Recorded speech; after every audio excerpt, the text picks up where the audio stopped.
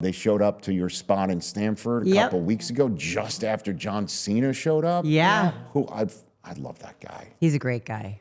I mean, like, He's a great guy. 100% for real. Yeah. And you're always wondering if the people that you see are really the people that they are.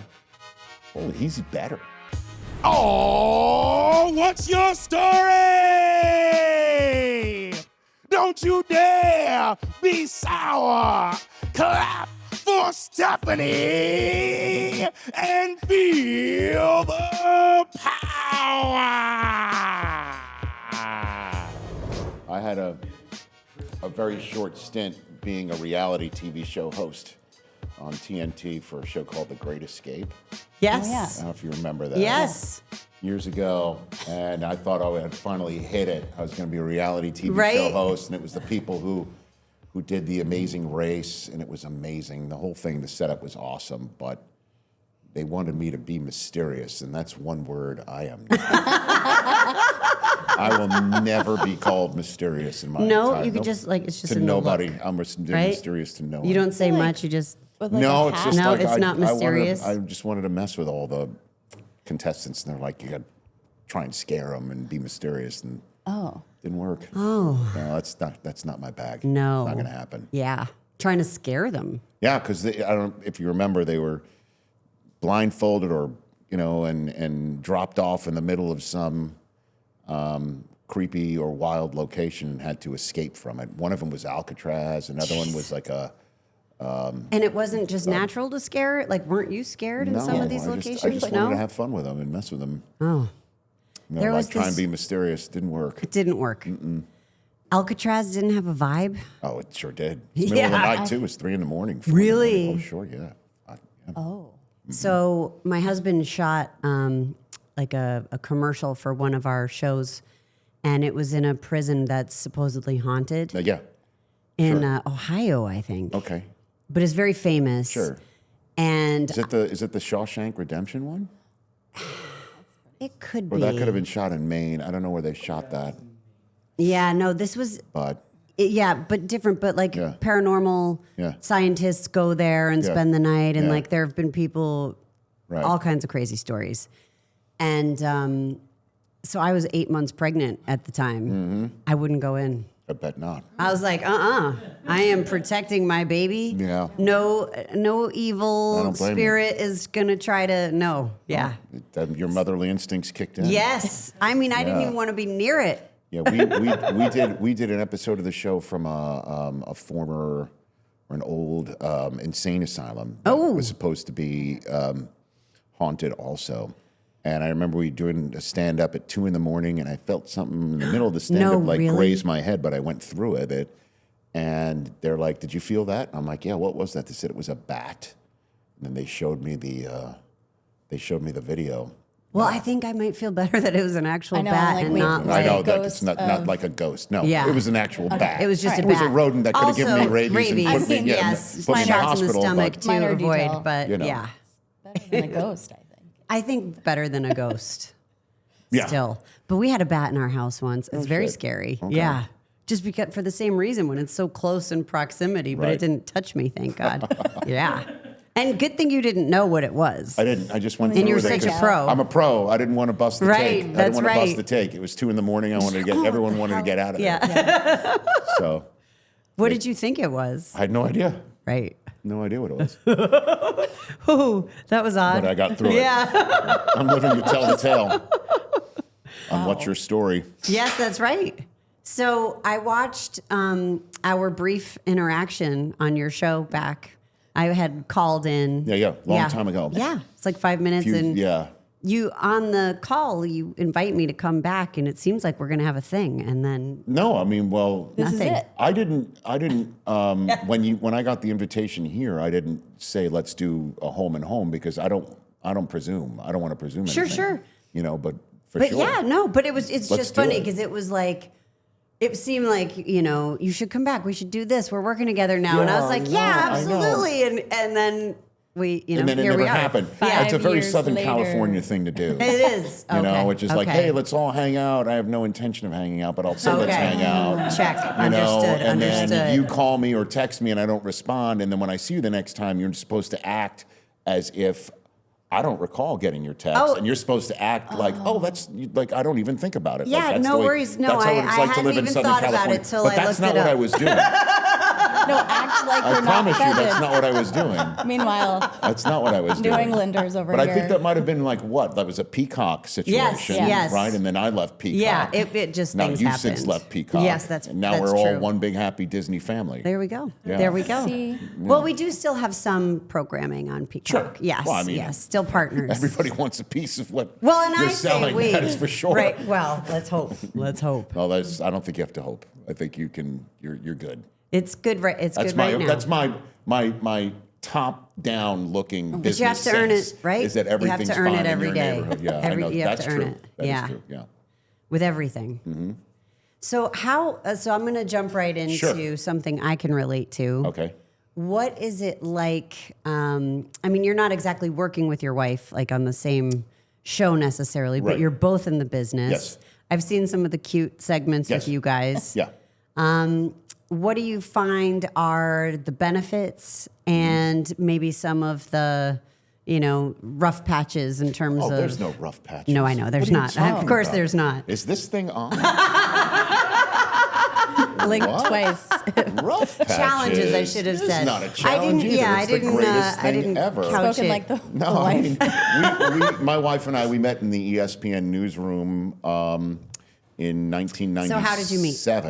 Oh, I was working at Sports Center. I just got in there in 1996. She showed up in 1997. I immediately fell in love. She Yeah. gave me the Heisman for about 3 years. 3 years. Oh, yeah. Okay.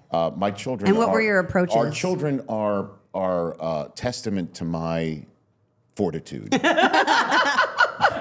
and patience. Yes. Yeah, so she knows television. She's been on air in various, probably more outlets than I've been on. And so I kind of, when my show started in 2014, DirecTV was the spot where my show came into being, and the guy was running the programming and the production. A guy named Chris Long used to work with Susie, my wife, when they worked together at Fox. And he said, you know what, I think every now and then, if you want, if you're up for it, would be kind of like a nice sort of Regis and, Regis Philbin had his Right, wife yeah, on a lot, quite yeah. a bit too, Joy, I believe. Yes. And he's like, it would be pretty cool if you did something like that. And I'm like, I think that's awesome. And I know Susie would definitely be up for it.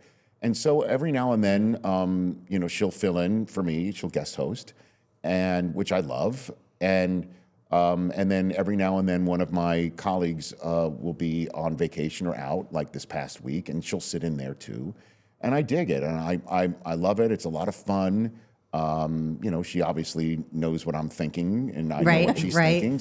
And then there's fun moments where, like this past week that you might be referring to, when we had Blair Underwood of Sex and the City as a guest, and I asked, because my wife is like, that's her anthem. Sex and the City is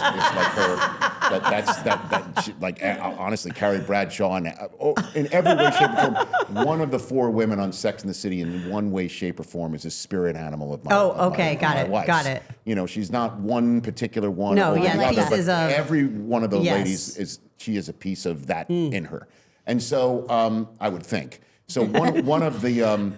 Carrie Meant in the Bradshaw more best than way most. I know, I'm like, maybe. But at any rate, so Blair Underwood was on, and I don't know, we were just, my show is on TV and radio, so that we have like a 3-minute segment where we're just on TV, not on radio. And so I like to do something that's either a little visual. When we have a celebrity guest in, that's when we'll show a clip of a movie or a TV show, or we'll do something that's a little bit off the wall, waiting for the radio audience to return to get to the meat and potatoes of our show. So I've got the biggest possible audience. So I don't know why I did. I just said, off the top of my head, I said, where does Blair Underwood rank on, if we had a power rank, Right. the boyfriends from Sex and the City, where would Blair Underwood rank? And she answered the question that he's at the top. And I'm, one of my other colleagues, TJ Jefferson, who does Yes, No Contest yes. Wrestling, he goes, hey, what about Mr. Big? And my wife goes, that's not the same. And I'm like, sure it is. It's all boyfriends. And then he looked up the list of which he says, I'm actually looking at a list. Somebody ranked them on the internet. And it was, I guess, Harry Greenblatt was number 1 on the list. Wow. I could see And that. I'm like, which one is that? And she goes, the bald guy. And I'm like, hey, Charlotte's husband. like, what's up? Yeah, Charlotte's husband. She could have said, or no, it was Charlotte's husband. Right, Yeah. right. So you know that. Yes. And so she could have said it's Charlotte's surprising. husband. I Then probably you would've maybe gotten it would've, right. yeah. But she says the bald guy, and I'm like, wait a minute. What's up with that? And she's like, she couldn't believe the bald guy was number 1 on the list of hotness, and I'm like. What? That's when I called. Oh, our- that's what you're saying. That's when okay. I Okay. called our Okay. children miracles. And you My have a- husband's bald, and he's very sexy, and he's Here we number go. 1. Thank Look you at very us. much. Thanks for having me on your show. Absolutely. Thanks for having me on your show. my husband's got a head full of hair. It's all good. It just We'll get there. matters if you found your person. That's right. right. That's so right. at any rate, I just bring that up because that's a byplay I'm not going to have with any other human being. that Right, appears on the exactly, show. exactly. And I do love that. I love that. I think fans love it. They dig it. It's just like if I'm doing a show with my name on it, if I'm doing a show like this where I'm interacting with fans, call in, you're getting to know me, and I don't mind putting that all out there. And one of the things that I've seen and read about you is that you love the spur of the moment. You don't like to necessarily know everything that's coming. At and all. You're No. kind of game for No, I have no idea being what the you butt guys- of the joke too, Right. and Yeah. don't worry, we don't have any No, I have no surprises idea here. what you but guys are going to ask me. I have no idea, but just great though. Yeah. Whenever I'll do a show like this, I'll sometimes hear from producers, do you want to see a list of questions or what do you, or pre-interview me? And I'm Right, like, right. Like, don't. I find no, the don't do pre-interview superfluous anyway, and then. I mean, I guess it depends on how scripted the show really is. Right. Right. That it Sure. depends on each show, but this one's not very There's no scripted. script. that. I have to let you know, I've already picked up on that. He's like, what did I my walk inference into? skills are Yes, sharp. they are razor Yeah, sharp. I picked razor up on that sharp. already. Yeah, I'm picking it up. As long as you don't leave. But I do love that. Yeah, I do love the show that I do every day, 3 hours live. It's on a tightrope. And I dig it. I really love it. I don't know what the callers are going to ask. And part of that also comes from, I guess, I did stand-up comedy in college. So Wow. I love the Interaction. Yeah. Like There's if nothing like a if live your audience. crew wasn't laughing at what we're doing right now, I'd be like, what's Yeah, wrong? we're bombing. So I don't Yeah. mind hearing that. I actually dig that. I know, But me it- too. And yesterday we did one where they were not in the room, and they were like behind in a studio, and I did not like That's it not as great, much. right? Yeah, We're like, are we funny? No, I know. I like that interaction. Yeah. I really do. And Me too. And so, but it's not the job what I do for a living for whoever's working on the floor to laugh at my shit. No, You know what I there's mean? no Like, so- sign. Yeah. No. So so when you do make them laugh, It's you know great. it's good. yes. Yeah, I'm a needy man. I hear Is you. essentially what I'm saying. You're looking for the reaction. the Yes. very bottom. Of it all. I'm needy. We've all been there before when you're tired and there is something healthy in the fridge that you know you should be making, but you just don't have it in you. For me, eating healthy isn't a willpower problem, it's a setup problem. Until I found Factor.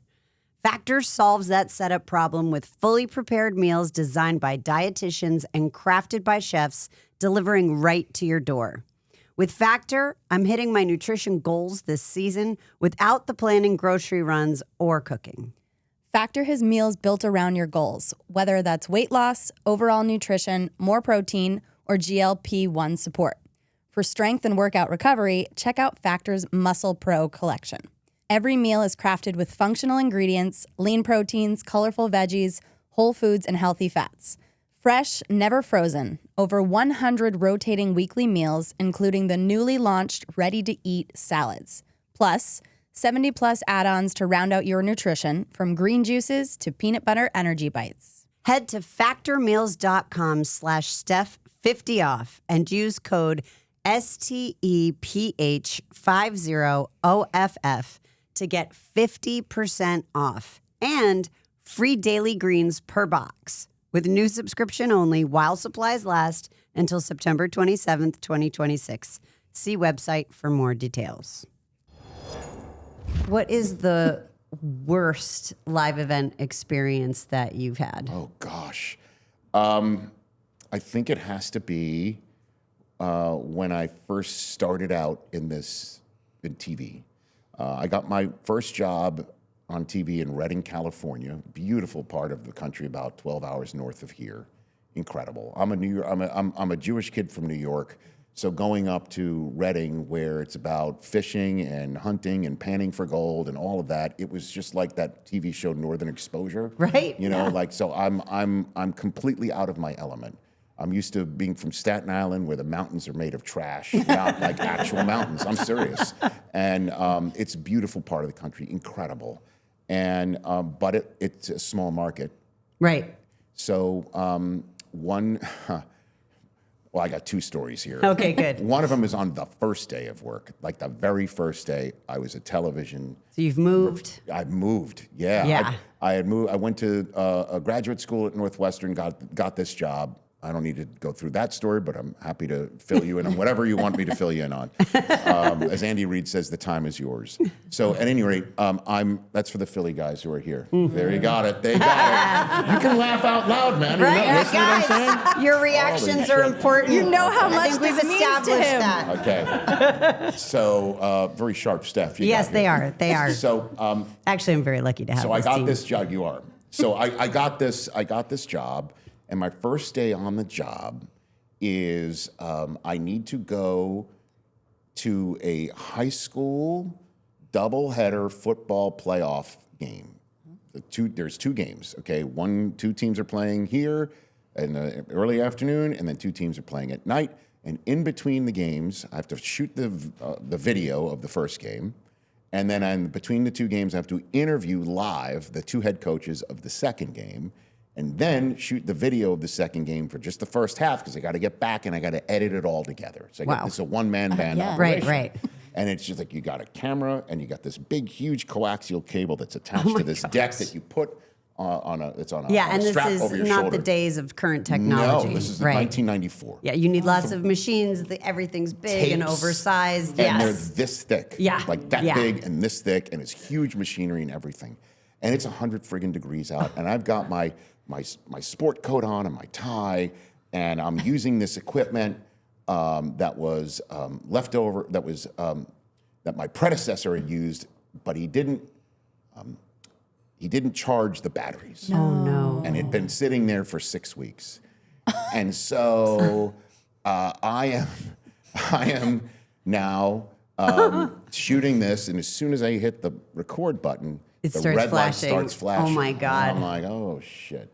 So I go back to the car, and it's the car is a fleet of the station had a fleet of white Ford Escorts with the logo of the station blazoned on the side, so everybody knew who was on the scene. Right. So I go back to the station-issued car to look for the station-issued batteries Charger.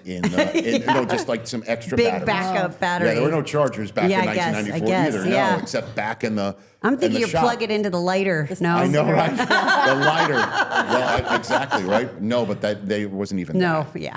So I opened the trunk, put my deck down, and get the batteries. Close the trunk, and I go, I probably should get another tape too. And I go to open the trunk, and I'm It's like, locked. No. where were the keys? Oh my God. And I am now in the middle of nowhere with no video, first day of my job, sweating bullets. Now I'm sweating more. Oh my and God, this is I am like awful. freaking out. First day. I have locked my friggin' self out of this car. And the car's locked, so I couldn't even use the pop trunk button that was in there. I was locked out. And these sweet people, it was in Cottonwood, California, near Redding, saw the new Channel 7 guy losing his mind. Panicking. Trying all the Absolutely doors. losing my mind. Oh. Okay. And we were trying to open it up, and I asked for a Slim Jim, which if you're from the East Coast, you know it's this piece of metal that Right. you can pop a door. That's and, an East Coast thing? No, they had no idea. They literally thought I was asking for For a beef jerky. meat stick. And they're looking at me like, and they were so sweet, like trying to open, like, you sure you didn't, like, this door's not open. And they were trying to like use their hands to like rocking the car, opening it up. And I just turned to the first guy who helped me. I'm like, listen, at least I have these batteries. I have to go shoot this record game. Yeah. this. Would you mind if I come right back? Like, please keep working on it. He goes, not a problem. Couldn't have been sweeter. I pick up the deck, look down, the keys are underneath it. You're kidding. What a moron. It was like the needle ripping off the record, and they all went like, looked at me like, really, You're you like, new guy? Sorry. Really, you new guy? FNG. That was my first day on TV. You could only go up from there. No, there was true. another one. There was See? another moment that back, about a year later, I've been on the air for a bit, and the teleprompter back in that shop was worked by not another human being rolling it. It was with a foot pedal that you would operate yourself to give it gas to let it go or not. wow. The problem with, and then when we would pass it underneath the desk from news anchor to sports Was there a anchor break to weather side anchor, also? There was. You have to give it. You'd have to, by the way, it took me a while to figure I'm out sure. how to give it gas. Because and how then to it give- can, you're a go good too driver. fast. Or, Now the problem with that is you're getting married to your prompter like you're Sure. Ron Burgundy, Yeah. and you're not flipping scripts in case the prompter goes to what we called Greek, because it would automatically. There was a glitch in the system. You'd give it gas, and then the letters would just turn into an asterisk, an @ sign, an exclamation point. And you were screwed. yeah. You were screwed. So I'm on the air, and it happened to me again. And as I'm trying to get through to my sense, I'm like, just roll tape. The person in the back was a new tape operator. They rolled the wrong tape. Then they took it out, and then they went to what's called black. It was just black on the screen. And then they put the wrong graphics up, and then they're like, get in my ear, we got the tape. I'm like, okay, roll the tape. It was the wrong tape. And so I just did what I've always done in my career whenever something goes wrong or something is so obvious Right. that somebody's sitting at home and they can clearly see I'm in dire straits, right? So I looked right in the camera and I said, I am broiling in my own sweat. Is what I said, because I was. Yeah. And I what was the was. feedback? The feedback was just, I had no idea who saw it. I have no idea Right. if it could be unrecorded this on still YouTube in somewhere. Reading? It could be. This was in Reading. yeah. Both Yeah, of yeah, these yeah. are. They play it every year. How close were these episodes? Oh, it was first day of the job, and then one of my last, months on the job. What turned out to be, I didn't know at the time it was one of my last months on the job. But from your decision making, not Oh. you didn't get fired from the job. No, ESPN found me there and hired me. It was like winning the lottery at age That's 26. awesome. That's awesome. Yeah, and so when on one of my last days there, like the local newspaper, like announced that I was going, and then I ran into some of those people from my first day They on were the like, job. "Really?" They're like, we remember you. Don't get too big for your britches, Mr. Car Keys on the ground, cute. locking yourself out, but That's not really really locking cute, yourself though. out. But making us shake the car. They were all like, "Yeah, gosh, I can only take that game to imagine ESPN." the sheer panic. Panic.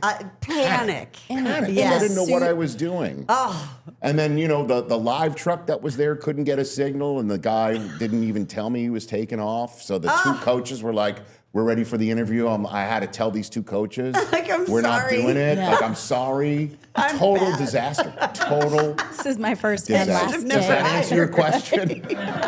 I don't know if we're Yeah. out of time now Yeah. because I'm such a long storyteller, but That was worth it. that's It it. was. That's It the was. answer to your question. Yeah. Hell yeah. Yeah. That's pretty bad.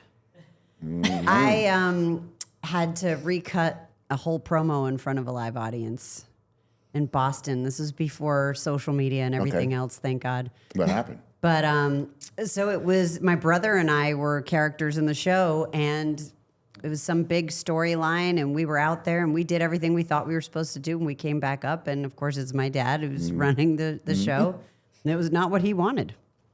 So he sent us right back out, And you had to do it in front of and all we these had to people. do it all over again in front of Yeah, 10,000 I people hear you. or so. I mean, it's all good. But it was a great lesson because when I came back, I still had a ton of stuff to do in the show, and I was pretty rattled at this point. Right.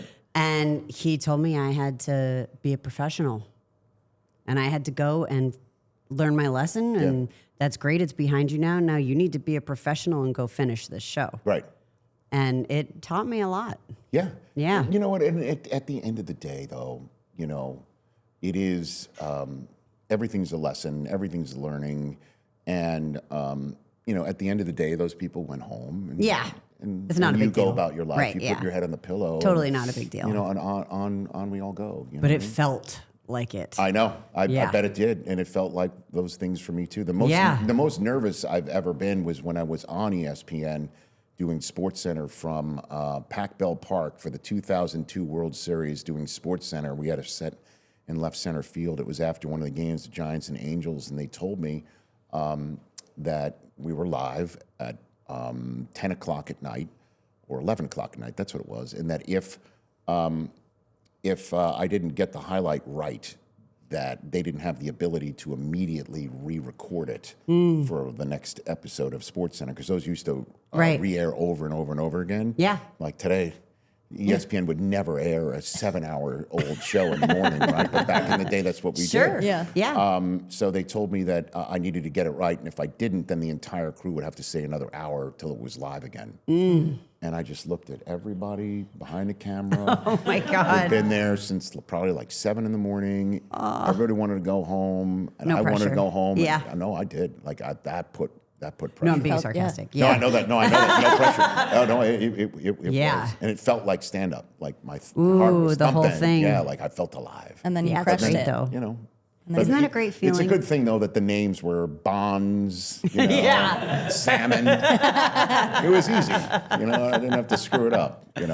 Nice, easy words. But yeah, those were some of my experiences.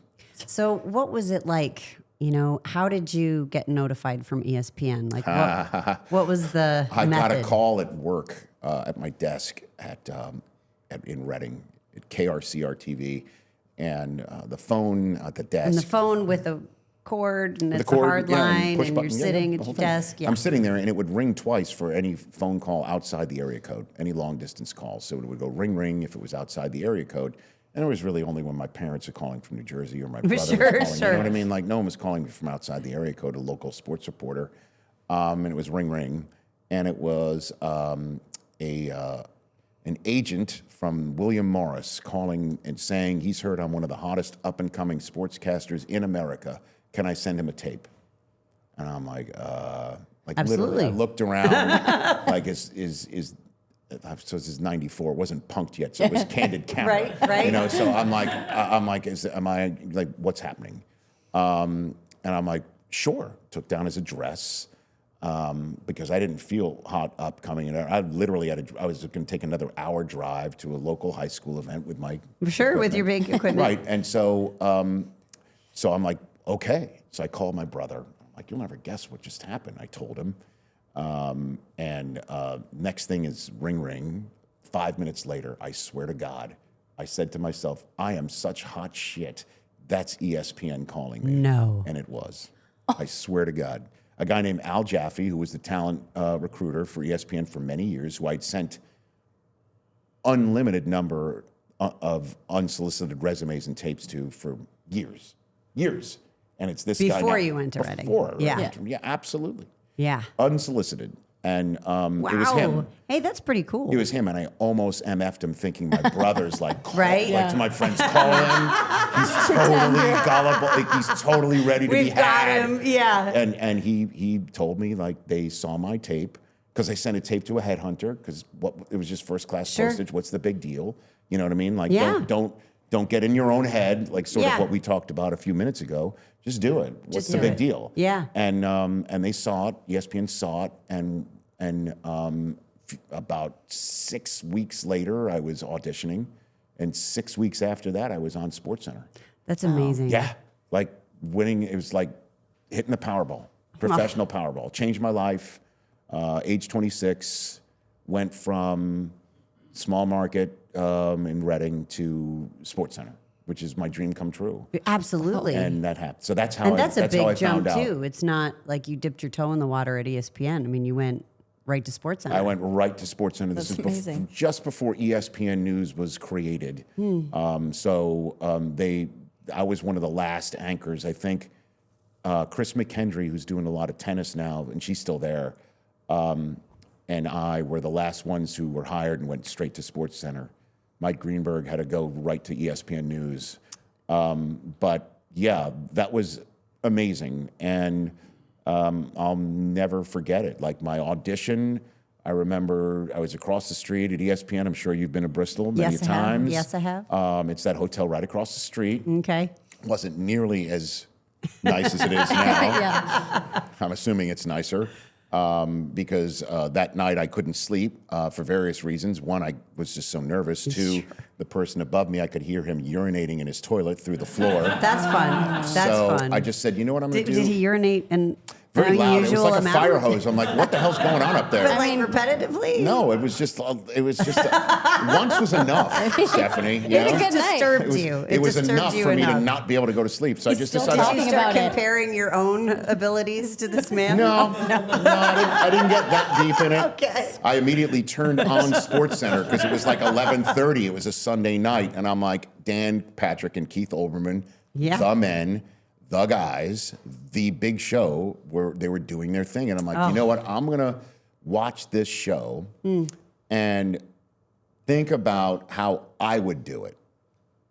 You know, I'm Right. watching it not to be informed or entertained by them as I usually would, but this time Different I'm going to lens. say, oh, I would have done it this way. I would have done it that way. I would have come up with this line. I would have come up with that line. And to get myself ready for the next morning. Right. Not knowing that when I arrived the next morning, they put me through the paces of a mock sports center by using those tapes from the night before. So I'm like, I've got this thing. I've got it because I don't. I studied it. I've studied it. I've seen it. Like I don't need to look. It's not a like, surprise. Do you want to look at the tapes? You're And right, I know. I literally said I'm probably going to get a little extra points here by saying no, I've got this. I'm cool for school.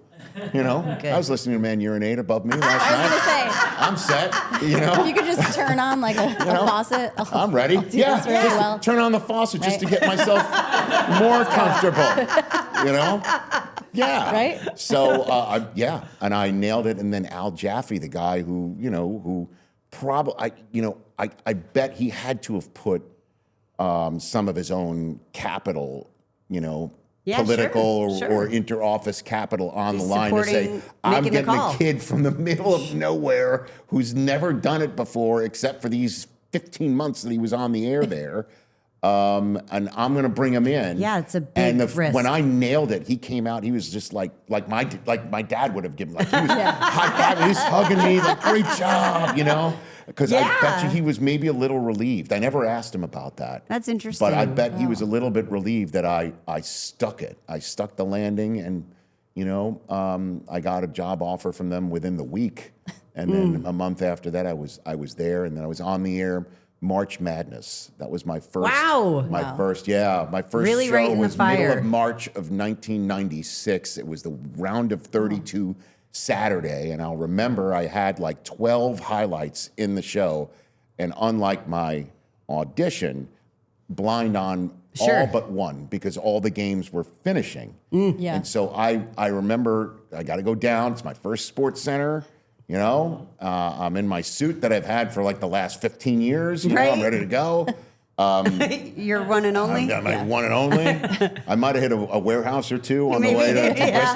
Bristol. And so I remember thinking to myself, I've got two choices. I could pee down my leg, or I could suck it up and just go for it. And I probably did both. But it all We'll never worked know. out, and now I'm 20. It's 20. Wow, it's 30 years 30, later. yeah. It's 30 years now. Coming up. Wow, hold on a minute.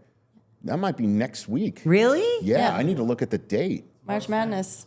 Yeah. Yeah. Wow. It Starts might be this next week. week, 30-year anniversary of my first show. Well, hey. Wow, I'm yeah, flipping out. Absolutely. That's Yeah. pretty cool. Thank you. Yeah, that's coming And up. here you are on our podcast. Here I am. You finally made it. I've made it. Look at me now. Yeah. Talking Sure. about the Yeah. Yeah. man look at me urinating upstairs. now. That's it. You know, I'm full of those stories. never forget Yeah. where you came Yeah. from. Yeah. Well, That's how I those are the real started stories. with Those are ESPN. the things that Yep, happen. that's what happened. We talk a lot about iconic stories on this show. And when it comes to sports entertainment or professional wrestling, no stories are bigger than the ones written by WWE legends. Superstars like Stone Cold Steve Austin and The Rock, trailblazers like Trish Stratus, and factions like the NWO and DX. Their legacies are unforgettable. And if you want to wear that history, you need the real deal. That's why you've got to check out WWE Shop and Fanatics. They have the ultimate lineup of official WWE Legends merchandise. We're talking classic graphic tees, premium vintage hoodies, and retro gear. Whether you're hitting a live show or just repping your favorite era on the street, Fanatics has you covered. Don't wait. Head over to WWEshop.com and Fanatics.com right now and grab your favorite Legends gear. But you first started in journalism writing, right? Yeah, I mean, and I would tell that to anybody that even though in this day and age, newspapers are unfortunately going away more than they should, or they're necessary in so many different ways, holding people to account and being focusing on local issues that national, obviously, outfits wouldn't. But at any rate, I wrote for my hometown newspaper, the student newspaper at the University of Michigan, Staten Island Advance and Michigan Daily, both. And it really set me up for everything. Everything comes from the written word as far as I'm concerned. And I still, for NFL Game Day Morning, the Sunday morning studio show I host for NFL Network, I still write my own stuff, just like I did in Sports Center. I love it. It's a craft. It's something that keeps me a little bit sharp. And it's also unique, like I need to be myself. I'm not going to let someone else write for me. Sure, I have a hard time with that too. I just won't do it. I kind of like it. So I do like the written word quite a bit. And that was the great thing about Sports Center, certainly back in that day, is the written word. I just did a Sports Center in August of last year in support of returning to ESPN with my show. And, congratulations, by the way. Thank you. Yeah, I appreciate that's that. a big deal. Thank you. Yeah. I appreciate it. Owned and operated now for like 6 years, which is awesome. And the fact that was the vehicle to bring me back together with ESPN is really awesome. And it's hard. It's something I'm very proud of. You should be. Thank you. But I was back in the Sports Center chair for the first time in 23 years then. Wow. But just writing it and going through the endeavor of writing the open and writing my on cameras and looking at the highlights, it was awesome. It was just great memory lane stuff that I'm very lucky to do. And to be honest with you, the way things ended with ESPN, it was a nice sort of cauterizing moment for me after 23 years. Interesting terminology. I mean, what when you get handed a cardboard box, it's certain 10 days before your wedding, and there's a table full of executives who aren't showing to your wedding, and you met your wife there. Right. It sucked. It really sucked. And then it was such a part of my identity. Right. Going from the way that I told you, that the way I was born into, national sportscasting. That it was part of my identity. My God, I never thought I would ever be anywhere but there. It's a dream job, and I love being there. And I'm trying to be a good team player. Killing it. There may be an I in Rich and Eisen, but I'm a good team player. And I thought I would never ever leave or be forced to leave or stand my ground in a negotiation that would run the risk that came to being. So it was leaving. a contract negotiation issue? Yeah. Like I wanted to do stuff other than Sports Center, and management at the time didn't want that to happen. And I stood my ground, and yada yada yada. I got handed a cardboard box, and it was tough. It was really, really tough. Certainly when I went to NFL Network, and we were on in 11 million homes to start. ESPN.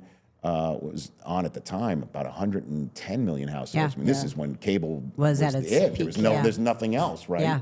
And so I had basically gone from what I was on to, cutting my my audience was cut by like 9/10. Yeah. And I remember my wife Susie was working out here for Fox Sports Net, and she left the job because she was coming home. We were going to live together in New York, and now we're back here in Los Angeles. So she's starting from scratch in a way. I'm starting from scratch, but she got a job on TNT, and we went to the NBA All-Star Game because she goes way back with Adam Silver, and we were invited. Oh, that's he was great. He was the Yeah. deputy commissioner at the time. At any rate, so we're there. I'll remember this moment. I'm Susie's +1 at some NBA All-Star event here in Los Angeles because the All-Star game was in the old Staples Center. And Yes. and so we're there, and some guy comes up to me and he goes, "Man, I love what you do for a living. I watch you every day." And I'm thinking to myself, "Oh my God, this guy sees NFL Network." Honestly, Right. we were on DirecTV and like 5 local cable operators throughout the country.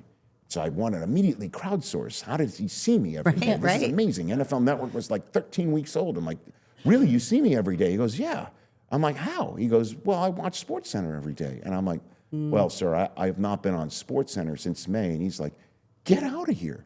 And I'm like, "No, yeah, I haven't been on since May." And he goes, "What happened?"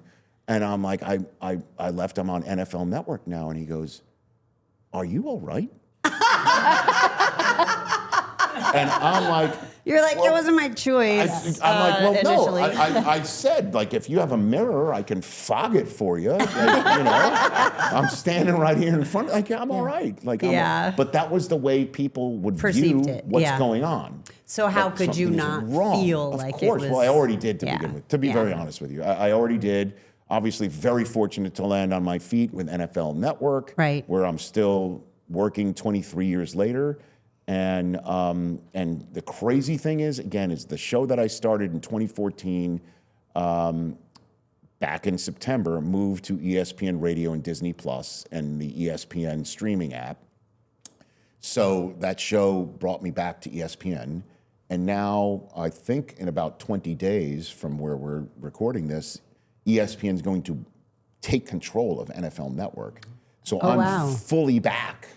fully, Fully, like Crazy. full circle. That I left ESPN. And or how many we parted shows ways. will you be doing? Great question. have me on in the fall. I'll let you know. Right. But I mean, I left ESPN in 2003 for NFL Network. Been working there for 23 years. In 2011, I'm like, you know what? I want to do more than just play an on-air hosting traffic cop. Started a podcast that was filled with pop culture talk.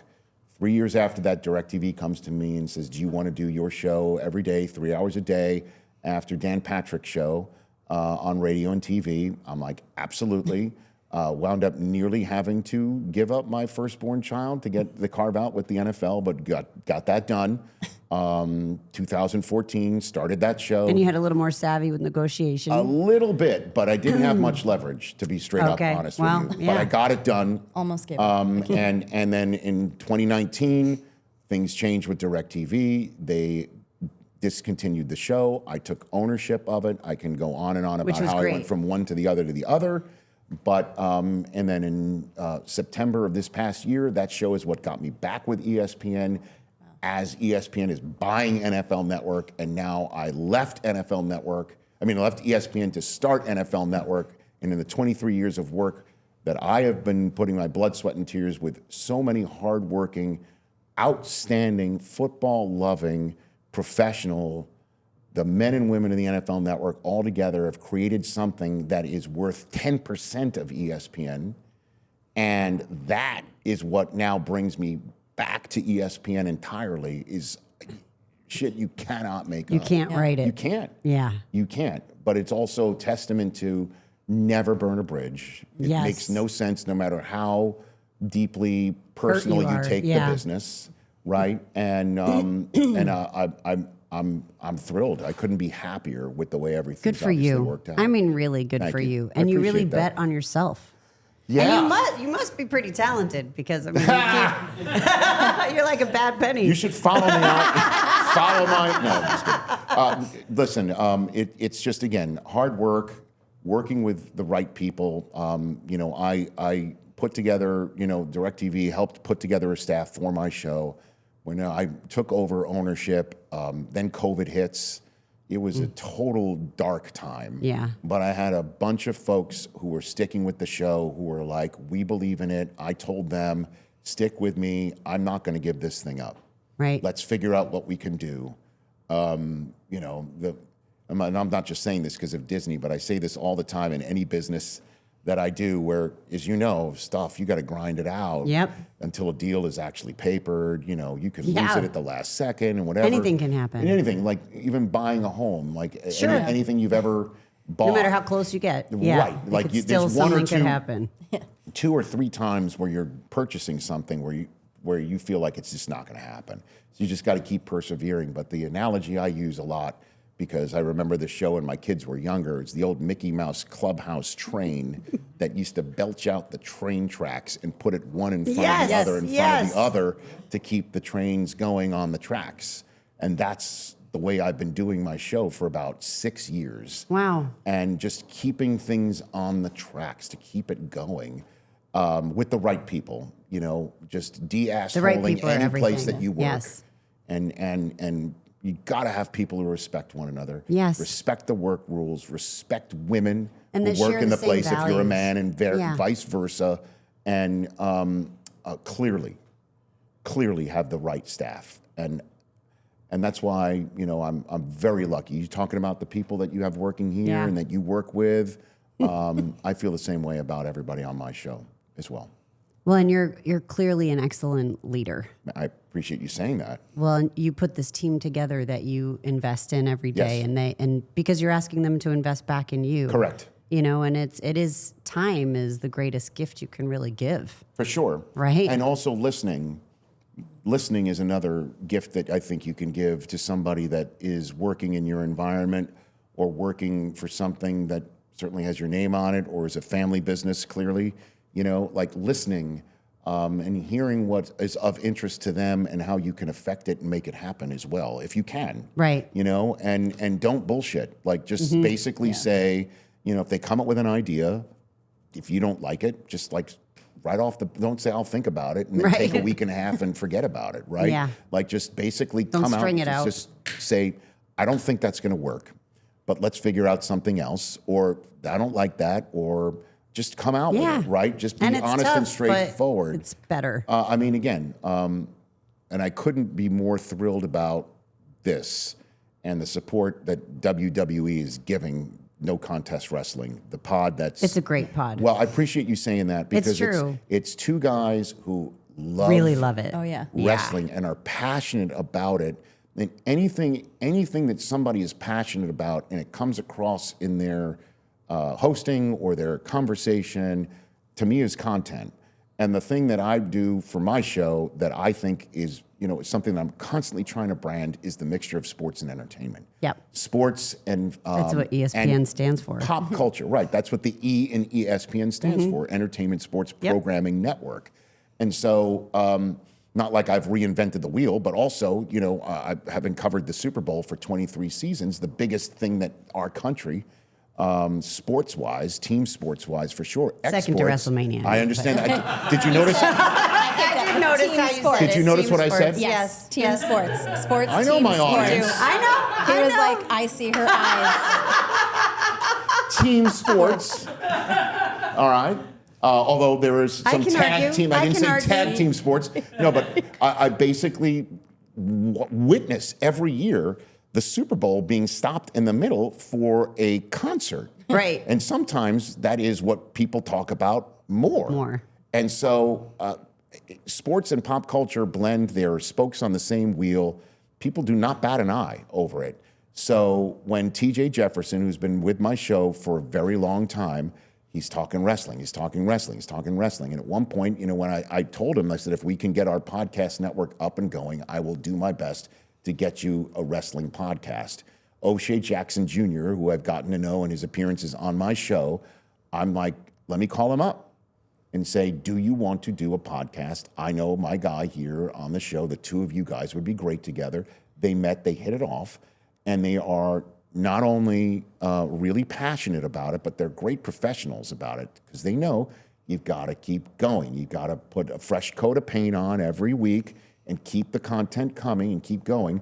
But WWE's support of it and providing the guests in many ways over and over and over again in support of what we're trying to build has been remarkable. But again, I heard what TJ wants to do, and he's doing a lot of stuff for my show week in, week out, day in, day out. I want to see if we can build something together, Right. while building or while continuing to grow what we're doing every day. And I think they're on episode 80 now. They showed up to your spot in Stamford a Yep. couple weeks ago, just after John Cena showed up. Yeah. Who I love that guy. He's a great guy. I mean, like, He's a great guy. 100% for real. Yeah. And you're always wondering if the people that you see are really the people that they are. Holy, he's better. Yeah. Like, I could, like, he showed up in his 3-piece suit and his bag and his shoes. He's always very, very. Oh my God. And we wanted to give him makeup. He's like, no, I'm good. I'm like, you sure? Like, yeah, I'm good. And then, so I always back off, right? So obviously I'd want John Cena on the Rich Eisen show as well. Right. But O'Shea and TJ booked him. And the last thing I'm going to do is the phrase that we used Take at it. Yeah. Well, the phrase that we used at ESPN back in the day is car wash him. Yeah. You know, which is like, And then hey, make him go when through all the would different shows. Would Yeah. you come an hour earlier? You know, and so now he's thinking anytime he does anything for my production company, oh, like how much more is going to come? You know, like just back off and let him come in, and he did it. And so I always not only just back off, I leave. I don't want to sit in a control room and be a control freak or whatever. Like there's people who are producing it and hosting it, and they're going to do their thing, and I'm out. I'm gone. And I do that with Susie too. Even when, you know, obviously I'm professionally invested, but personally invested. I'm Right. like, I'm out. I'm out.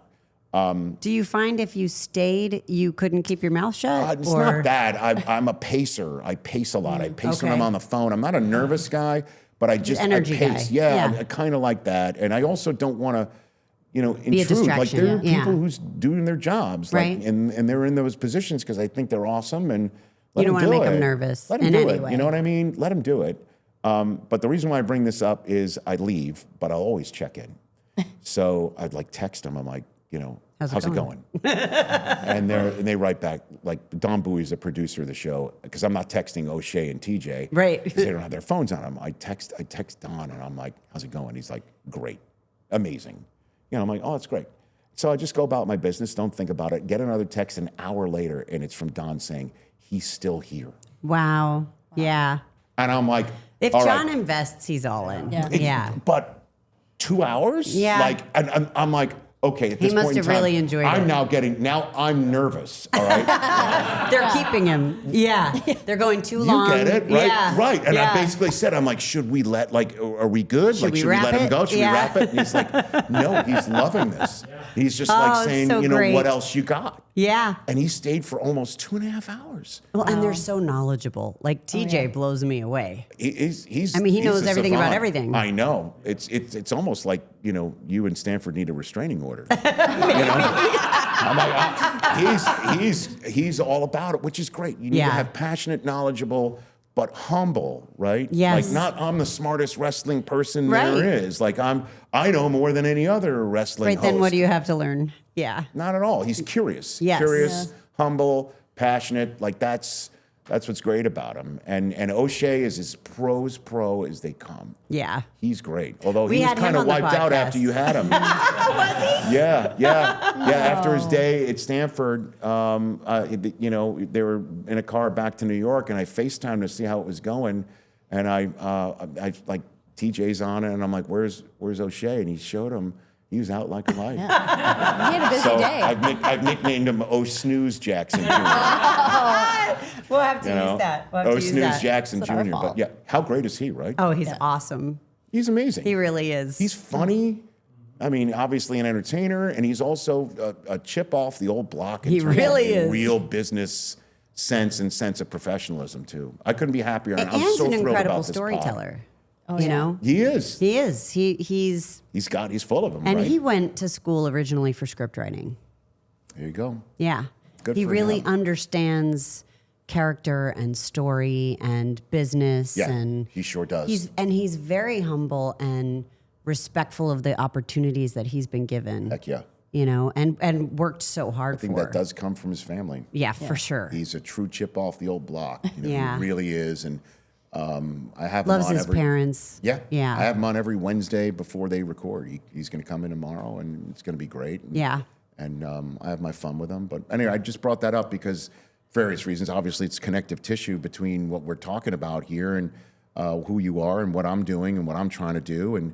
But it's also what we're talking about here is I want to have people who are in my show's orbit have their own success. Like it doesn't And have was to that be. modeled for you? Did somebody invest in you that way? No, I don't. Thank you for asking that. No, I think it's just the way I wish to be treated. Right. You know what I mean? Yeah. Like, So what did because you? I had to create my podcast by myself. Like Right. the NFL Network wasn't like, what else can we do for you? Yeah. You know, like But it so wasn't that's that. what I wanted to dig into a little bit because, especially because you've come into this perspective on your own and wanting to really help other people and to take Yeah. the time to listen and to hear and then create with them. Yes. I mean, it's an investment business wise, but it's really an investment in them personally and their growth. Yes. And not every leader looks at it that way. And you didn't have it modeled for you. So it was the opposite, which probably stems back to when you left ESPN and you felt so lost. Like, how did you get over that? How did you find your own identity? Yeah. First of all, are you trying to make me cry? No. Okay. I promise. Secondly, She does It can this, happen though. sometimes. it can but happen. Yeah. No, I Feel I don't free know. to. I obviously, listen, my wife keeps me grounded. That's number one. She's an incredible confidant too. She gets Yeah. the business. And so we went through it together, Yeah. really, with that, departure from ESPN. But I just, I'll never forget, there's a producer named Jeff Mason who just recently passed away. He passed? He did, I know Jeff. right? Knew Jeff. I mean, that movie that just came out last year about Munich, that behind the scenes of the television shows that were the ABC coverage. Yeah. I forget the name of it called. I forget the name of it right now. Why is it blanking? It just flew out of my head. It's okay, But we'll it get was it. about Jeff. Yeah. Jeff Mason was a major character because he was the one who was keeping Jim McKay on the air and things Yeah. like that back in that day. But Jeff is an old warhorse producer from many movies. I met Jeff much later in life. So did I. Yeah. So he was part of the all-star cast of producers that Steve Bornstein put together to help launch NFL Network. And he it was September 12th. Is that what it's called? September 5th. Right. That was the name of the movie. So he saw I was struggling a little bit with Sure. the fact that here I am out of body starting something new and he came from the ABC Sports and he was doing stuff with ESPN also. I mean, Yeah. he got it. Totally. But he could see, here I am at age 33, trying to figure out like what had just happened, right? And he said to me that you will never have the rest of your career anything more rewarding than starting something from scratch that has the chance to never go away, Wow. is what he said to me. That this is something you're starting from the ground floor and has a chance to live forever. And I sat there and he's like, nothing's more rewarding than that. And I'm like, okay. I mean, it was food for thought. Like it Sure. wasn't like I'm now suddenly skipping down Yeah, like it's no, a but yellow what- brick road, but you know what I mean? Like it was food for thought that I'll never forget. And he couldn't be more right. And I'll be thinking of him on, March 31st when NFL Network gets transferred to ESPN. And, again, it's not going away. It's just a different version of it that's coming. The analogy I use is like being born by a sports league. Again, it's different from, Stephanie, what you and your family have built and everyone around have built, because you're more of an entertainment company Right. than a sports league. Sure. So a sports league decided back in the late 90s, early aughts, that we're creating our own content and everything else, like the games are content. Right. And the storylines around the games are content. The players are technically, by their own lives, potential content creators. Sure. Yep. So everything that we're doing can be content. Some like a light bulb went over the sports leagues and created their own networks, Yeah. MLB Network, NHL Network, NBA, TV. Well, it happened and- right around the time too that streaming Right. was really coming Well, I mean, into play. 2003 is when NFL Network was born, and we were not it's the cable. It was the end of the cable wars, Yeah, pretty yeah. much. But then streaming came into being And changed provided the everything. opportunity, Changed absolutely yeah. everything. And my show is a perfect testament to that, having appeared on BR Live and YouTube and Peacock and Roku channel and now Disney Plus, right? Right. Yeah. So, and I do not look down my nose at streaming by any stretch of the No. imagination, like some other, old school people in our business do, like that it's Or streaming. did. Did. Yeah. It better be did, because if it's not, they'll be did, Yeah, that's true. So It's true. no doubt. Like this thing has left the station. You better get Yeah. on it. But at any rate, at the end of the day, the NFL, I think, realized that for this thing to continue, you've got to be content creators and content generators, but at the end of the day, content producers, Yeah. which, as you know, costs money. Yes. And the NFL, I think, after having the NFL Network get fully distributed and then having the business contract and then realizing we launched Thursday Night Football, that got sold off to partners. Right. We created these international series games that I think are, going to stay on NFL Network, but one day that could be another Sure. new package. That the NFL Network, the advent of the network had now grown to the point where everything that we did create that could be further revenues for the NFL had now reached a certain point where the NFL had to sit there and go, do we want to be content producers? And I think the answer to that was emphatically no. Right. And so they're now made a business deal with true content producers. Right. And so the way I view NFL Network now is like we're being dropped off at college. You know what I mean? Yeah. Like we're 23, a little old for college, but Maybe grad school. but we're in the neighborhood. We're in the Right. general gist of it, right? And now it's time to have a different, learn a different vocation with the same base of your sense of self. And I think that's what's about to happen, Do you feel the same butterflies that you felt? Not at all. No. No. Totally different place. Yeah. I mean, butterflies, I should say differently. There is a little bit of anxious, there's trepidation, like what is it going to mean? Sure. I think if this A lot happened of a few unknown. years ago, if it happened a few years ago, it would be a lot more nerves jangling, but I have gotten to meet the people who are running ESPN through my show and the connection and the business deal that we've made. I mean, they license my show, so I'm in that role as Which well is as going to so be. great. It is. I couldn't be happier. Yeah. That they licensed my program, and now they're going to have me as an on-air, employee as well. And I've gotten to know them, and they get it. Like my show is my show. They license it, and they're like, "You do you." Yeah. Basically, the sense I've gotten from them Yeah, is like, you've just made this don't- successful. like, Yeah. call us for what you need, but don't have my phone ring for something you did. Right. Which is a totally. You know what I mean? Like that. Different That to style. me Yeah. is the relationship that I'm happy to That's have. great. And then And a lot of trust in you, obviously. well, you know what? I accept it, and it's a responsibility. That's for sure. I mean, it's not just any brand.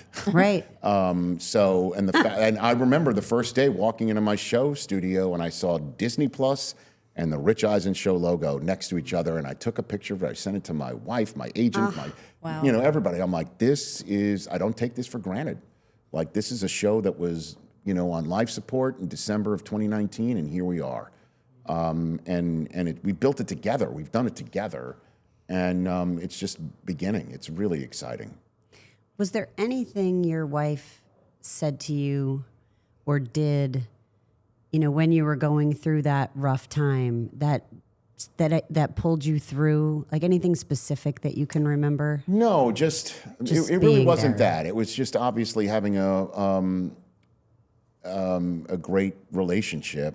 Right. Despite Did you have to? making me wait 3 years. But no, in all seriousness, like it was jarring. But at the end of the day, we're living in Southern California, and I'm But- doing but my the thing, and she was reason I doing her ask- thing. But yeah, but it does help that she knows the business and she does the same gig, Right. right, and that we talk the same Language, yeah. That does help. Yeah. And the reason I ask is because, this show is about your story. But not only your successes, but how did you get to that place, Yeah. right? Because if you live long enough, life's going to knock you around, right? Right. In unexpected ways. And we all fail and we all go through these different periods. And it's interesting because losing your identity has been a bit of a theme. Yeah. Well, it's another theme too. Susie, again, she's been teaching. She taught a class last fall at USC, and she's going to do it again, called Power Player. It's about power players, and oh God, she's going to get so excited. Just flew out. I've been talking for an hour. wish I straight. knew it. But it's a class that is associated with the Annenberg School of Communication and the Marshall School of Business. It's the only That's class great. at USC that cross both of those So smart. esteemed school streams, and it's an elective class.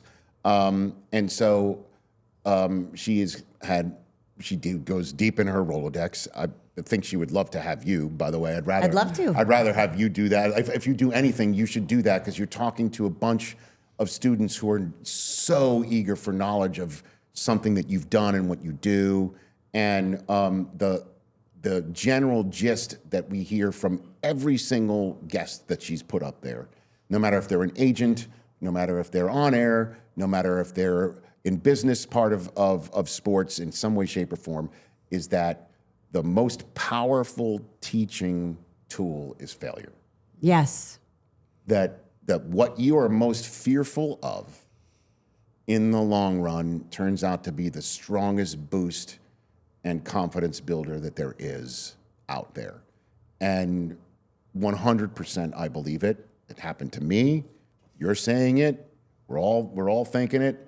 It really is. And she makes that a core part of when she has a guest in, like, let's talk about when things didn't work. Right. And how you've been able to overcome it. And my God, is that the most powerful message you can give to an 18, 19, 20, 21-year-old that is freaking out about AI, the future, the business, the diploma? What are they going to do?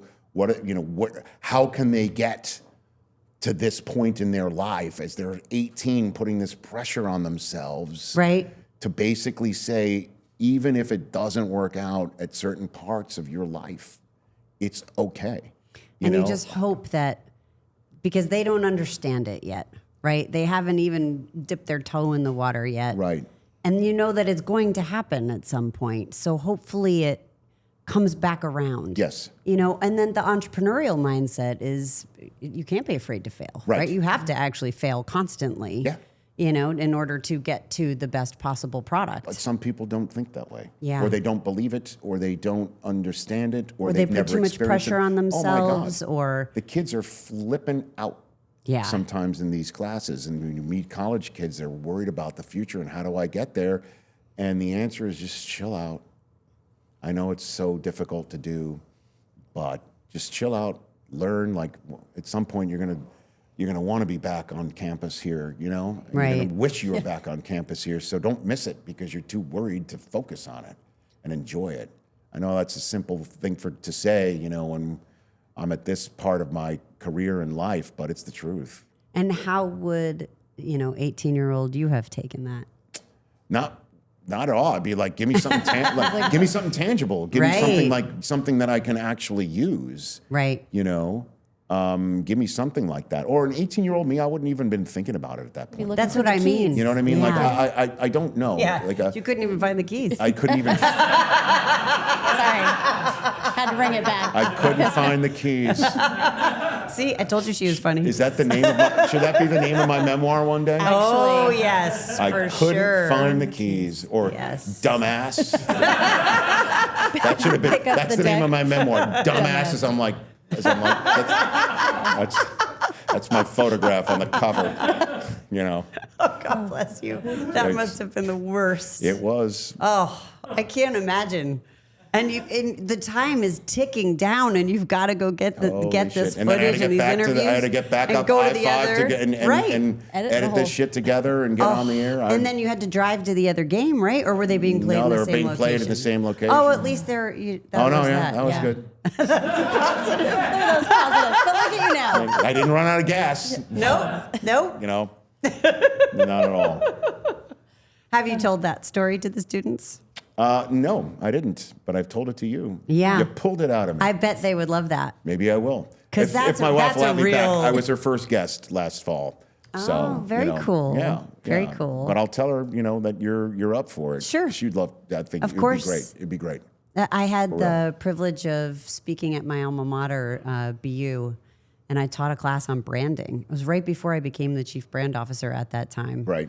And it was amazing. I love talking to the students. It's like It's great. It's the It really is. greatest. Certainly, this day and age, they could ask use, great questions. They could use. They're curious. They're nervous. They're anxious, and anything you could do to help is it's a blessing. Yeah. And I remember I got my honorary doctorate from Robert Morris University, and I gave the commencement speech. And I just remember how scared the kids were. Yep. They were just scared sitting there. And I talked way too long, and I gave way too many things for them to remember, and I knew it. I made 10 points. It should have been 3. I knew it was too long. Brevity. Yeah, I know. I know. It's like 3. You could really the magic rule of 3. But I went too long. But Did they at least sign your diploma? oh yeah. Because I got an honorary And it degree wasn't signed? in sports law, and my friend forgot who gave it to me. Got to sign it. No, mine was signed and framed. I have it So framed. you got that going for you.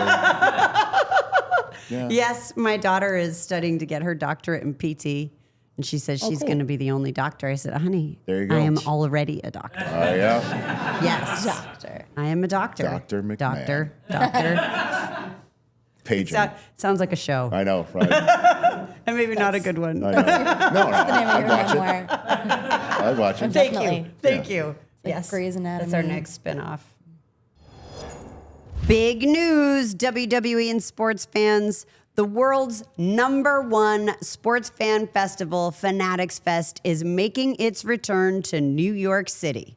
Fanatics is bringing you closer to the leagues, teams, superstars, and athletes you love across 4 action-packed days in July. Meet your favorite WWE superstars, get your hands on exclusive merch, and interact with the biggest names in sports. Then fans of the show can get a 10% discount by using Steph10 at checkout. That's STEPH, the number 1, the number 0 at checkout. So, did you just always love sports Yeah. growing up? I realized I couldn't play it, so I had to talk about it if I want to get to a certain level. So I tried it. Didn't really work out. I just started talking, and I loved broadcasting. Always wanted to do one of 3 things. I wanted to be a sportscaster, a late night show host, or a game show host. Yeah. So, you've always been an entertainer. I guess as a kid, but I didn't Right. know how to put it all together. But I mean, one of those kids or people that other people were just gravitated towards. I wouldn't say that. I mean, I had a group of kids in Staten Island, growing up in Staten Island, that we were tight. We're still on a text chain even today. That's cool. And then, got to Michigan, found my people there, loved that school, will always talk about it, will always be about it, loved the University of Michigan, changed my life. Got out of school. And how so? Oh, it just did. It just cracked open my world. Like if it someone just were did. interested in that school. Oh God, they should go. It just changed my life. Just changed everything about the way I, viewed academics, the way that I approached academics. The Michigan football program was amazing. Going to the games there, 100,000 people was just amazing. Somebody from Staten Island, Right. never went to a college football game my entire life. big campus, 60,000 people. You could find your people. You could find whatever you wanted to do. I remember looking at it with my parents. A foot of snow fell. I'm like, this is my place. Even though you couldn't get around, loved it. Loved everything about it. It changed my existence. And I got to meet people from the Midwest. Even I'm from the East Coast. Like I would say soda, they say pop. I didn't know that existed. So it just showed me a different way of life, different people, different everything. And I loved it. I joined the student newspaper there, did stand-up comedy, set myself up for a skill set that I use every day. Every day. And writing, you must have had a tendency towards, right? Were you always a talented writer? No, I didn't. Writer? My God, if my dad, my dad was alive. My dad passed away 6 years ago. I'm sorry. But my dad, he lived a great life. He couldn't believe it. I couldn't put words together. I couldn't do anything. I couldn't write papers. I couldn't, conjugate verbs. I couldn't do it at all. But the coin finally dropped. The light went on, and I love it. He couldn't believe that I would write for a living at all. My parents were both New York City public school educators. So, my mom is still alive. Thank God for the teachers union that gives her her pension, that keeps her afloat in many ways. My dad, I remember we would always go around town or around the country, even on vacation. He'd run into former students, so. What's the greatest lesson he ever taught you? Oh, God. Patience, I think. Patience. Just watching him go about his business. Just patience and More tolerance. from watching him, less from him teaching you? He didn't really ever. He led by example. He did. He led by example. Yeah. Maybe that's where you got it. Maybe. I don't know. But, yeah. And what about your mom? And my mom is she's a kindergarten teacher, second grade teacher, first grade teacher for all those years. And Patience, God bless her. too. Yeah. She's still alive. She's 88. She lives here in Los Angeles. So That's great. yeah, it's local. When did she move out west? During COVID. Okay. No, when she moved west, my parents moved west when I moved out here. Oh. Because my brother's already Back in the Reading days? No, Or no, when when I moved the second NFL time. Network. Okay. Yeah. Okay. They moved to Northern California, and then my mom's been here since 2020. She moved during COVID. My God, but everything. Yeah, she's good. 3 kids. My oldest son Xander, 17. My youngest son Cooper's 15, and my daughter's 12. Congratulations. Yeah. Yeah, mine are going to be 20, 18, and 16. Damn, look at the at end you. of the summer. Mine are 2 and All 6. girls. Yep. So My wife said, "You Any need to be other? a girl dad. I'd like a girl. Let's go for the girl. If we get the girl, you can name the girl. We try for the girl. We get the girl." My naming rights immediately got demoted to the middle name on the spot. So what is her middle name? her middle name is Mattingly, after my favorite baseball player. Wow, that's super cool. There's your guys. Yeah, and I've Yeah. told Don Mattingly that, and didn't creep him out at all. I'm sure that didn't. Didn't creep him out, especially since her name is Taylor and his son's name is Taylor. So he has a Taylor Mattingly in his actual house, and now I have one too. Coincidence. Honestly, didn't creep him out a slight bit. Not weird at all. The weirdest thing is when someone has a tattoo of you, I think. Yeah, does someone have a tattoo of you? Definitely. Who's this? I don't know. Many. What's the? I mean, what's I've met this. I've met one person. Again, there's fans worldwide, as you pointed Yes, out. It's yes. bigger than the Super Bowl. Okay, as you pointed out. What do You you said think it. the grand total Right, number right. of people who have a tattoo of you is on Oh, planet like Earth? 5, maybe. Come on. No. On planet Earth? I mean, I've 5? seen one, and then I've seen like a few online. Oh my God, that's me. a whole back tattoo? Someone's back. Well, actually, I've been wanting to tell you. Me too. Guys, Wait everybody, for it. That's not weird at all. Joke's on me. Yeah. you're the only Was one that? with Did that you one. just pull that up online? Yeah. See, that's the Not one where weird at it's all. like, wow. Yeah, I Like, think you're it's. really a fan. I bet you worldwide's got to be triple digits. Gotta Yeah, be. no, that's what I'm Has to be. thinking. I don't think and so. right now, I think it's like a handful. It's increasing. No. Are you ready to hold WWE history in the palm of your hand? Topps is bringing you closer to the action than ever before with WWE Topps Now, highlighting the biggest matches and milestones from WWE shows and PLEs throughout the year. Topps Now is enhancing the fan experience by connecting collectors to the superstars and spectacles that ignite their passion. Featuring stunning event-exclusive photography, each card is made for the moment. And for some lucky collectors, that moment could become the pull of a lifetime. Along with serial numbered parallels, some Topps Now releases offer a chance at rare short prints, superstar autographs, and even pieces of the mat, gear, or other items used during the featured match. So which moments will you collect? With each card only available for a limited time, you won't want to wait to begin your Topps Now journey. Be sure to subscribe to the WWE Topps Now mailing list on Topps.com and follow Topps on all social media platforms so you never miss a single moment. How does it feel being a girl dad? Amazing. And what is the difference? Oh my God.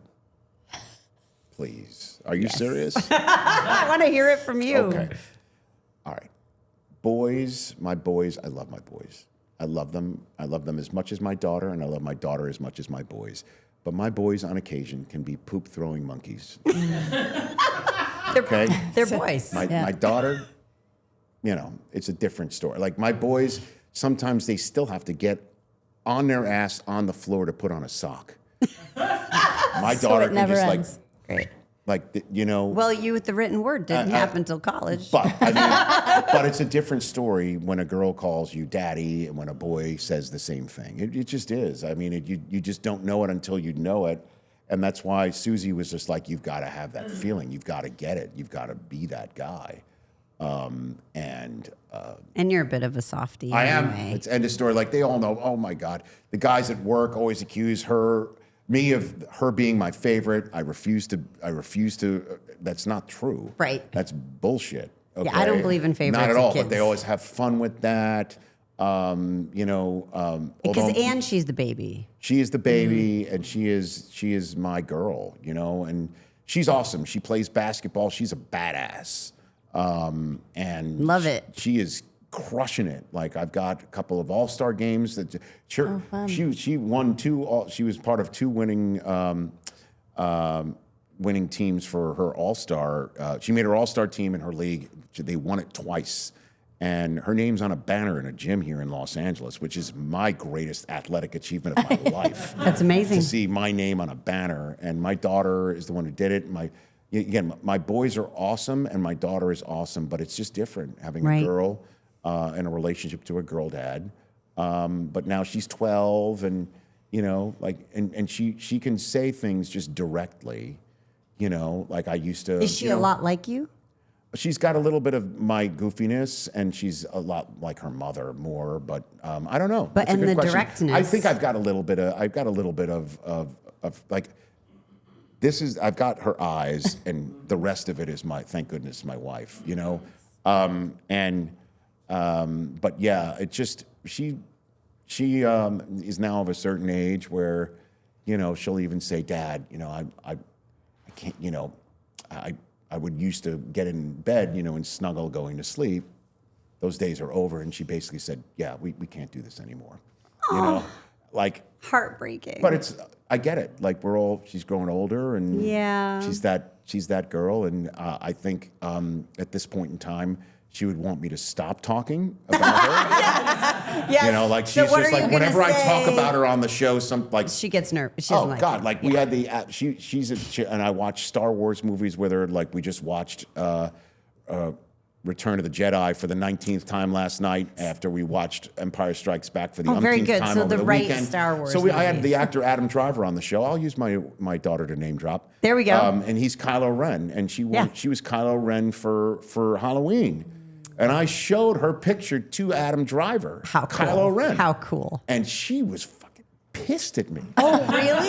Yeah. Yeah. I didn't tell you could show a picture on your show, and I didn't tell I'm like, so again, 'Cause I'm everybody learning, saw I'm it, learning, not just I'm learning, Kylo Ren. Yeah, right. I don't, Not just Adam. Like you didn't even see her face, which is why I showed it on the air. Right. You know, but you didn't get her like permission. even now telling this story, I'm afraid of her. No, I'm just You should be. no, I'm just. But I do love being a girl dad. How are you going to be when she brings her first boyfriend home? Or girlfriend or I whatever? can't even. I don't even know. I wouldn't Yeah. even know. I don't get. I mean, let me get past her bat mitzvah.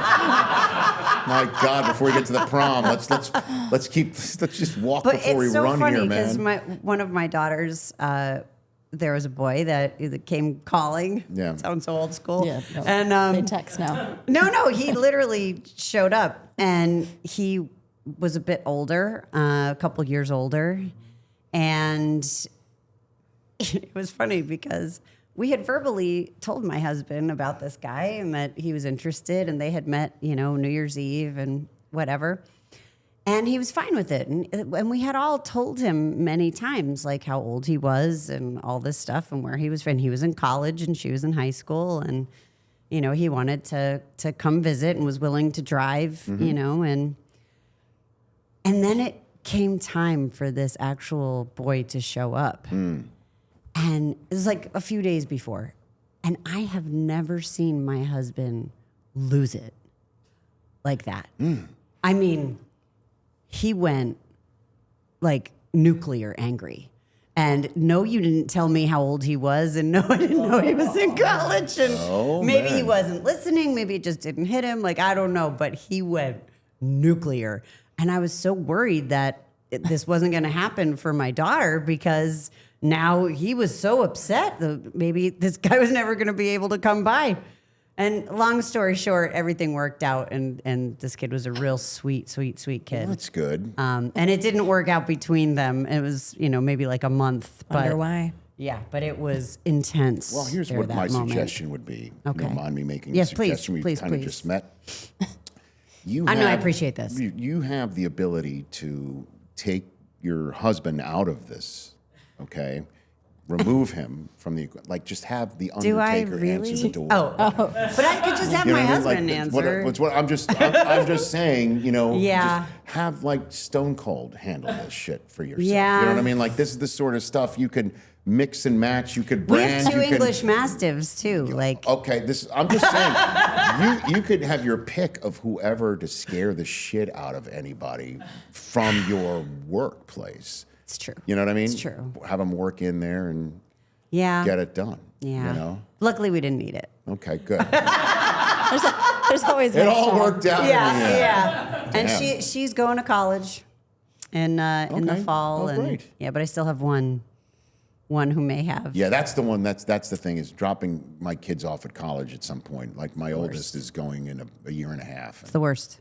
As a parent, I'm telling you, it's I know. terrible. I've got to get ready. No, it's awful. I got to medicate. We prepare them, right, for their lives. We do the best that Yes. we possibly can. We know they need to fly out of the nest. We want them to fly out of the nest. But nobody ever prepares us for what that feels like. Yeah. And it is terrible. Yeah, I saw like online a graphic, but where it was the I guess axis on the bottom was age, and the axis on the side was hours, days of the year spent at home, and it was 100%, and then it started lowering in the teenage years, and then essentially disappeared from Yes. like age 25 on of days of the year where you're spending at home. And I saw that and I'm like, holy shit, Yeah. I need to drink. Yes. You need something. Yeah, I know. But 80%, another stat similar is 80% of the time that you're going to spend with your kids, Yeah. you spend by the time they're 18. Oh my God. It's the worst. Well, I I'm gotta sorry. go. Yeah, it's not. I know it's a bummer. I don't want to end on a bummer. No, I know. I do want to ask though, what do you think is the most important life advice that you would give to your sons, and is that the same for your daughter? Of course it is. Of course it is. Life advice would be respecting one another, respecting people. We've lost the ability to respect Yeah. in this country. I feel, not to get too deep here. No, I But we've gotten too coarse, and people feel whether it's who we're modeling in the real world or the fact that most of the communication that happens is this way, not this way. And we grew up where it was this way, and now it's much easier to do it this way, and be disrespectful, and then not have an ability to respect when you're talking to somebody. And that's something that my wife and I have been really hammering away at our children, is respect for one another, looking someone in the eye, shaking a hand with a firm handshake, asking how are you, things like that. Like that is the differentiator in this world, I think, is being a person, being a human, being respectful and interested in what someone else is doing, what their problems are, being part of the world and the community. And it feels in this day and age that is becoming lost. So that's what we're instilling in our kids. And then the failure message that we talked about before. It's okay. Yeah. It's okay. And it's going to happen. It's Yeah. name me somebody who hasn't. Right. Like, even some of the best politicians, have lost elections. Even some of the Sure. best business CEOs have lost jobs. Like I could go on and on and Yeah, on. my in parents different went analogies. bankrupt. These things happen. Yep. And failure is only a foundation. It's not the end. You know what I mean? Like that is something we're trying to instill in them too. Awesome lessons. Thank and you. also, I think it probably just in your mind goes along with respect, but you said it before, is listening. Yes, listening, right. And that's the toughest part of what I've had to learn about my job. Not just being someone who's running something, but most importantly, because I'm doing this more hours in the day, interviewing. Yeah. Listening is the toughest part of interviewing. It really is. But I've learned that over the years. And I guess one last lesson is know where your damn car keys are. Right? Amen. See, know where you left your car keys. And know where your car keys are. Yeah. AirTag or no AirTag on the car keys? Well, now. I still don't. Oh. It's like without a net. Learn. Yeah. It's without a net. I know. Didn't Now learn. we know Maybe what to that's get what you. that's the first thing I'm going to do. This branding Well, on Yeah. AirTag. That's right. That's That's right. right. Sounds good. Thank you. Thanks for having me. Congratulations, Rich. Really, Thank you. truly, on I your appreciate it. success. I Okay. mean, it's unbelievable. Thank you. And Appreciate that. I look forward to seeing how you grow Thank you. this business that you've created. Well, you're helping, so thank you. Well, awesome. I'd Happy love to help and continue all right, to So help. here's what we're doing. You're gonna. Okay. I need an appearance on my show. Okay. Because I Done. clearly owe it. Done. Well, we teased it many years ago. 2021. I'm slow to the uptake sometimes. No Contest Wrestling wants to have you. I've already said and yes. I think you would be a great guest for my wife's class at USC. I'd be honored, Okay, honestly. Thank you. Yeah, so we're gonna that hook would be this all awesome. up. Then I'll come back on. I've barely scratched the surface of I my know story. it. I know it. Thank you so much. Thank you. Yeah, thank you. Yay.